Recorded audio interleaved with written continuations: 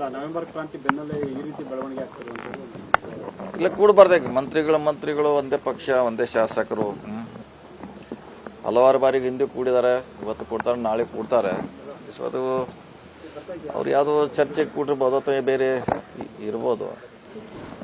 ಇನ್ನು ಕೂಡಿದ್ದಕ್ಕೆ ನಾವು ತಪ್ಪು ಸರಿ ಅಂತ ಹೇಳ್ಕೊಳ್ತೇವೆ, ವ್ಯಾಖ್ಯಾನ ಮಾಡ್ಲಿಕ್ಕೆ ಆಗೋಲ್ಲ.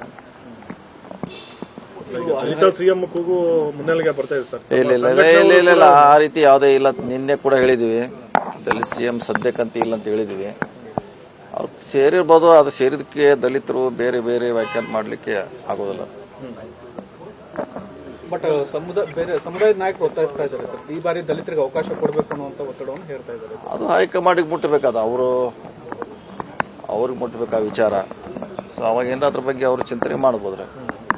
ಹೈಕಮಾಂಡ್ ಮುಟ್ಟಿಸ್ಬೇಕಂದ್ರೆ ಎಲ್ಲ ದಲಿತ ಸಚಿವರು ಶಾಸಕರು ಒತ್ತಾಯ ಮಾಡ್ಬೇಕಲ್ಲ, ನಿಮ್ಮನ್ನ ಕೇಳ್ತಾರೆ. ಅದ್ರ ಮೊನ್ನೆ ಹೇಳಿಲ್ಲ, ಈಗ ಅವಕಾಶ ಕಾಯ್ಬೇಕಂತ ಹೇಳಿದ್ವಿ, ಕಾಯ್ಬೇಕಷ್ಟೇ. ಕಾದ್ ನೋಡೋಣ. ಈ ಸದ್ಯಕ್ಕಂತ ತಕ್ಷಣ ಅಂತ ವಿಚಾರ ಯಾವುದು ಕೂಡ ನಮ್ಮ ಮುಖಂಡರಲ್ಲಿ ಇಲ್ಲ. ಸೊ ವೇಟ್ ಮಾಡೋಣ. ಆಯ್ಕೆ ಮಾಡಿದ್ದು 5 ವರ್ಷಕ್ಕೆ ಅಂತ, ಅಥವಾ ಒಂದು ಟೈಮಿಗೆ 1 ವರ್ಷಕ್ಕೆ 2 ವರ್ಷಕ್ಕೆ ಅಂತ ಅಲ್ಲ. ಅವತ್ತು ಹೈಕಮಾಂಡ್ ಕೂಡ ಸ್ಪಷ್ಟಪಡಿಸಿದ್ದಾರೆ ನಮಗೆ. ಹೀಗಾಗಿ ಹೈಕಮಾಂಡ್ ಹೇಳೋ ತನಕ ಅವ್ರು ಮುಂದುವರಿತಾರೆ ಅನ್ನೋದು ಕೆಲವರ ಅಭಿಪ್ರಾಯ. ಪರಮೇಶ್ವರ್ ಸರ್ ನಿನ್ನೆ ಹೇಳಿಲ್ಲ, ಸಿಎಂ ಅವರು ಹೇಳಿದ್ದಾರೆ. ಈಗ 2ನೇ 3ನೇ ಸಾರಿ ಹೇಳೋದು ಅವರು.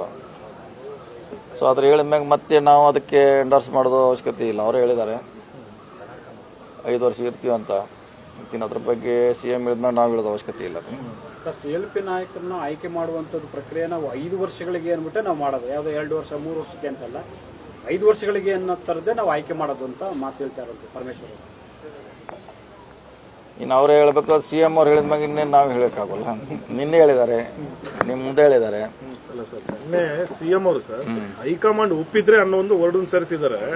ಇದು ಪವರ್ ಶೇರಿಂಗ್ ಇಲ್ಲ ಅಂತ ಮುಂಚೆ ಹೇಳ್ತಾ ಇದ್ರು. 5 ವರ್ಷ ನಾನೇ ಸಿಎಂ ಅಂತ ಖಡಕ್ ಆಗಿ ಹೇಳ್ತಾ ಇದ್ರು. ಆದ್ರೆ ಈಗ ಹೈಕಮಾಂಡ್ ಒಪ್ಪಿದ್ರೆ ಅಂತ ಹೇಳ್ತಿದ್ದಾರೆ. ಯಾವಾಗಲೂ ಸಿಎಂ ಅವ್ರು ಹೇಳಿದಾಗ ಹೈಕಮಾಂಡ್ ಅಂತ ಹೇಳಿದ್ದಾರೆ. ಅವ್ರ ರೆಫರೆನ್ಸ್ ಒಂದೇ ಹೇಳಿದ್ದಾರೆ. ನಿನ್ನೆ ಕೂಡ ಹೇಳಿದ್ದಾರೆ, ಮುಂಚೆ ಕೂಡ ಹೇಳಿದ್ದಾರೆ. ಹೈಕಮಾಂಡ್ ಅಂತ ಎಲ್ಲೂ ಕೂಡ ಅವರು ಅದ್ರ ಪದ ಬಳಸಿದ್ದಾರೆ. ಬಳಸಿಲ್ಲ ಅಂತಿಲ್ಲ, ಬಳಸಿದ್ದಾರೆ. ಸೊ ಇಷ್ಟು ಮಾತ್ರ. ಅವ್ರು ಕೂಡಿದ್ದಾರೆ. ಟೀ ಆಗಿರ್ಬೋದು ಅಷ್ಟೇ, ಬ್ರೇಕ್ಫಾಸ್ಟ್ ಆಗಿರ್ಬೋದು, ಟೀ ಆಗಿರ್ಬೋದು ಅಷ್ಟೇ. ಇನ್ನು ಅದನ್ನ ನಾವು ಹೋಗಿ ಮತ್ತೆ ಆ ಕಡೆ ಈ ಕಡೆ ಒಯ್ಯೋದು ಸರಿ ಅಲ್ಲ. ಸೊ ನಿಮ್ಗೆ ಹೇಳಿದ್ದಾರೆ ಎದಕ್ಕೆ ಕೂಡಿ ಅಂತ ಅವರು ಸ್ಪಷ್ಟನೆ ಪಡಿಸಿದ್ದಾರೆ. ಸೊ ಅದನ್ನ ಅಷ್ಟಕ್ಕೆ ಸೀಮಿತವಾಗಿ ಇಡೋಣ. ಅಲ್ಲ, 15-20 ದಿವಸದಿಂದ ನೀವು ಕೂಡ ಎಲ್ಲ ಒಂದ್ ಕಡೆ ಸೇರಿದ್ರಲ್ಲ ಸರ್, ಮಹಾದೇವಪುರ ಆಗಿರ್ಬೋದು, ಗೃಹ ಸಚಿವರು, ನೀವೆಲ್ಲರೂ ಕೂಡ ಒಂದ್ ಕಡೆ ಸೇರ್ತಾನೆ ಇದ್ದೇವೆ. ಸೇರ್ತಾನೆ ಇರ್ತೀವಿ. ಇದು ಹೊಸದಲ್ಲ. ನಿನ್ನೆ ಸೇರಿದೀವಿ, ಇವತ್ತು ಸೇರ್ತೀವಿ, ನಾಳೆ ಅಂತ ಹೇಳಿದೀವಿ. ಸೇರ್ತಾನೆ ಇರ್ತೀವಿ. ಸೇರಿದ ತಕ್ಷಣ ಅದು ರಾಜಕೀಯಕ್ಕೆ ಅನ್ವಯಿಸೋದಿಲ್ಲ.